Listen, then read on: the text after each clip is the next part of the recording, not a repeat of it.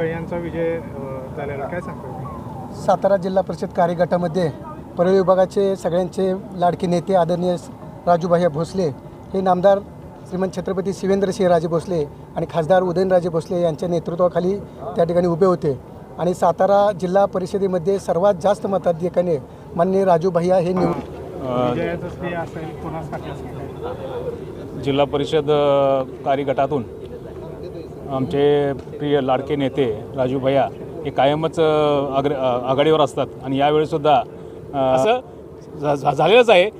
तर आमचं असं म्हणणं होतं की देशात नरेंद्र, राज्यात देवेंद्र, साताऱ्यात शिवेंद्र आणि परळीत राजेंद्र उर्फ राजू भैया.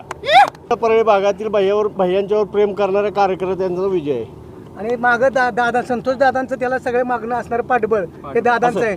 दादांची या प्रचाराची यंत्रणा राबवण्याची पद्धत ही संपूर्ण भागाला माहिती आहे आणि दादाने ते अत्यंत चांगल्या पद्धतीने केलेलं आहे. डिक्लेअर करतात माणसाचा विजय आहे. भैयासाहेबांशी जनमानसाची जी निगडीत असलेली गाठ आहे, सामाजिक बांधिलकी आहे, त्याच्यामुळं हा विजय आहे. आणि भैयासाहेबांच्या विरोधात जे उभे राहिलेले त्यांना आम्ही दाखवून दिलेलं आहे. किरकोळ उमेदवार आहे पण त्यांना त्यांची वेळेनुसार आम्ही कुवत दाखवलेली आहे की तुम्ही ह्या कुवतेचे आहात आणि भैयासाहेब ह्या कुवतेचे आहात. त्यामुळं कुणीही मोठी झेप घेण्याचा प्रयत्न करू नये. सर्व हे जे काही मिळालेलं आहे भैयासाहेबांना आज मताधिक्य ते सर्व विकासाचं मताधिक्य मिळालेलं आहे.